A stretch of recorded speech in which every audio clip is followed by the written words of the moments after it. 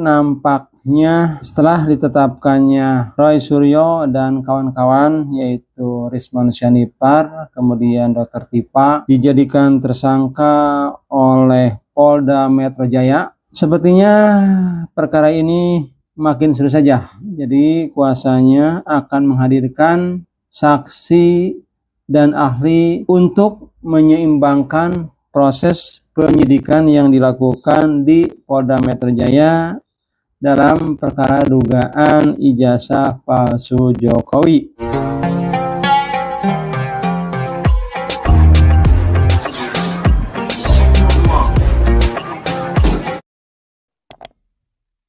Assalamualaikum warahmatullahi wabarakatuh.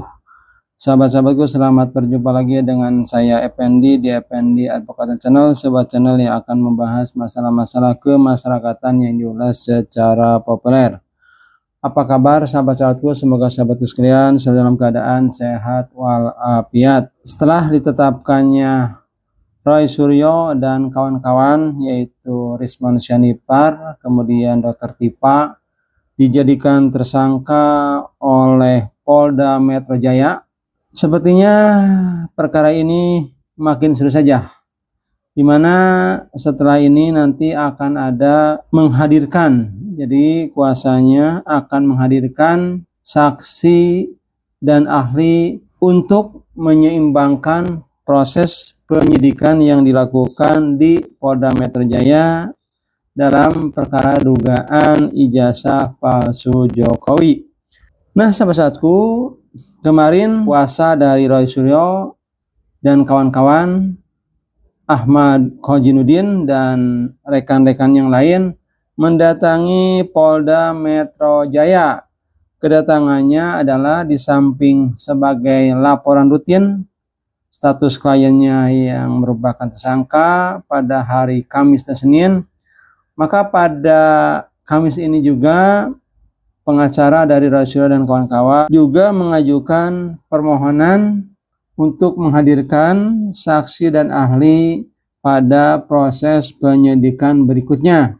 Jadi dalam hal ini seperti dikatakan oleh Ahmad Khojinuddin bahwa dalam penyidikan ini kliennya akan menghadirkan para ahli, kemudian juga ada saksi-saksi, ada 11 saksi, di mana juga saksi ini akan beda tentunya dengan saksi yang nanti akan dihadirkan dalam persidangan. Jadi saksi dalam penyidikan di kepolisian akan berbeda nanti dengan saksi yang akan dihadirkan pada persidangan. Nah, sahabat-sahabatku, nampaknya setelah beberapa kali sidang perdata sampai mediasi, kemudian mantan Presiden Jokowi tidak datang, kemudian ada beberapa sidang yang di NO sehingga tidak dapat pembuktian itu dilakukan. Mantan Presiden Jokowi juga pada saat mediasi tidak ada datang dari beberapa ajuan gugatan perdata. Sepertinya dalam perkara ini, dikarenakan ini perkara pidana, maka mau tidak mau Presiden Jokowi nanti harus hadir di persidangan, dan mau tidak mau nanti harus menunjukkan ijazah yang aslinya. Mungkin sahabat-sahabatku, persidangan ini merupakan proses penyidikan atau mungkin akhir dari perkara ini menuju penyelesaian jika nanti mantan Presiden Jokowi bisa menunjukkan ijazah aslinya.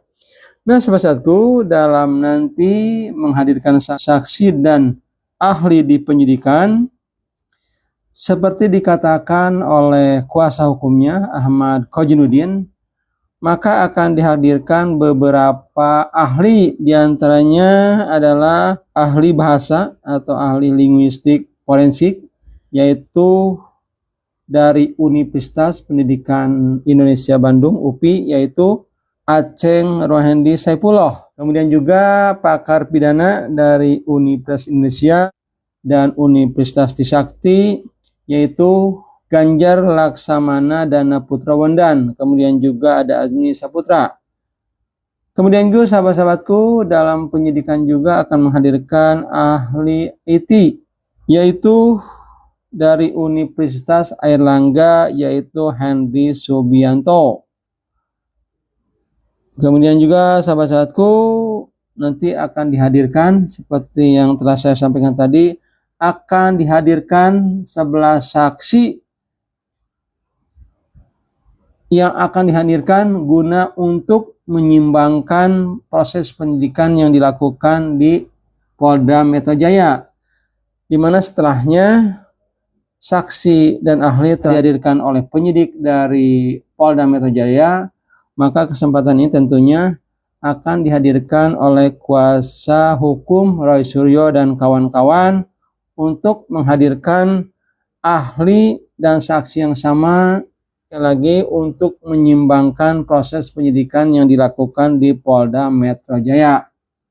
Nah, sahabat-sahabatku, itu saja yang saya dapat sampaikan kali ini. Saya tutup billahi taufik wal hidayah. Wassalamualaikum warahmatullahi wabarakatuh.